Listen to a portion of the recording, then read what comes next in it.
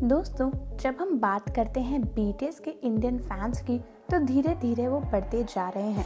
लेकिन जब हम बात करते हैं बीटीएस के इंडिया में कॉन्सर्ट होने की पॉसिबिलिटीज़ की या फिर आज तक कॉन्सर्ट कितने हुए हैं तो उनका नंबर 0 है।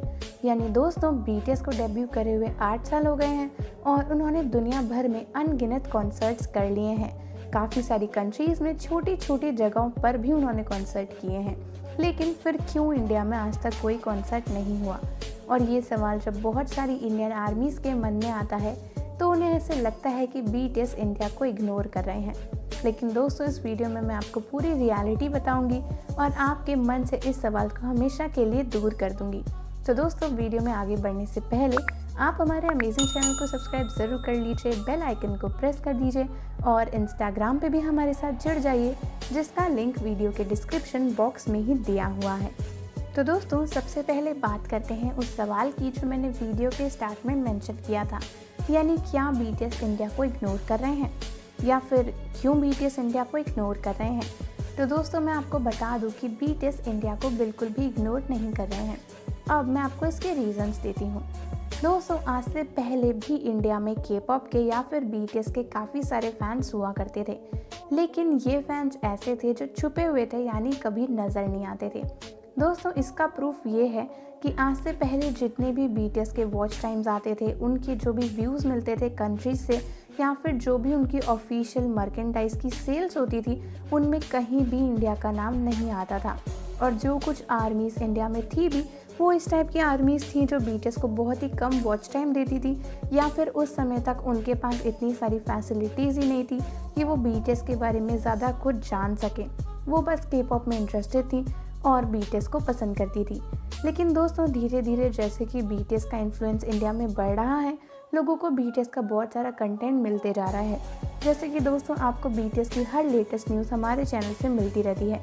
उसी तरह से बहुत सारे ऐसे चैनल्स हैं जो बीटीएस की क्लिप शेयर करते रहते हैं। अब बीटीएस ऑनलाइन हर जगह पर मौजूद हैं, उनके ऑनलाइन कॉन्सर्ट्स हो रहे हैं और अब यूट्यूब का पर्टिकुलर डेटा आ रहा है जहाँ पे इंडिया की भी बहुत सारी डिटेल्स देखने को मिल रही हैं। तो दोस्तों, आज से पहले जो भी फैंस हुआ करते थे उनके बारे में लोग नहीं जानते थे, खुद बीटीएस भी नहीं जानते थे। और क्योंकि इंडियन फैंस यूजुअली बहुत ही कम एज के होते हैं या फिर ऐसी एज ग्रुप के होते हैं जिनकी अर्निंग बहुत ज़्यादा नहीं होती है, इसीलिए वो ना ही साउथ कोरिया जाके बीटीएस से कभी मिल पाए, ना ही उन्हें ये जता पाए, ना बता पाए कि इंडिया में भी बीटीएस के बहुत सारे फैंस हैं। लेकिन दोस्तों, रिसेंटली जो भी यूट्यूब की ग्लोबल सिटीज़ के चार्ट्स आए हैं या फिर जो भी इंडियन सिटीज़ के चार्ट्स आए हैं, वहाँ पर रिवील हुआ है कि इंडिया में कितनी सारी जगह ऐसी हैं जहाँ पर बीटीएस को देखा जाता है। बहुत ही छोटी छोटी सिटीज़ का भी उसमें नाम आया है, जो 100 सिटीज़ में ऐसी ऐसी सिटीज़ का नाम आया है जिसके बारे में हम सोच भी नहीं सकते, जहाँ पर बीटीएस के बहुत सारे फैंस हैं। दोस्तों, इसके साथ साथ रिसेंटली काफ़ी सारे चार्ट्स में भी इंडिया आगे बढ़ रही है। बीटीएस को स्पॉटिफाई पर, यूट्यूब पर उनकी सेल्स में भी इंडिया काफ़ी ज़्यादा मदद कर रही है और धीरे धीरे ऐसा लगता है कि बीटीएस की नज़र में अब इंडियन फैंस आने लगे हैं। तो दोस्तों, आज से पहले बीटीएस का कॉन्सर्ट इंडिया में नहीं हुआ, इसमें बीटीएस की कोई गलती नहीं है, क्योंकि बीटीएस के जो भी कॉन्सर्ट्स होते हैं, जो भी परफॉर्मेंसेज होती हैं, किस कंट्री में होनी है, क्या होनी है, ये सब कुछ उनकी कंपनी डिसाइड करती है। उनकी कंपनी पूरी तरह से स्टडी करती है कि किस कंट्री में उनकी सेल्स हो रही है, किस कंट्री में बीटीएस को देखा जा रहा है। इससे उन्हें पता चलता है कि वो किस कंट्री में अगर कॉन्सर्ट करेंगे तो उन्हें प्रॉफिट होगा या फिर नहीं होगा।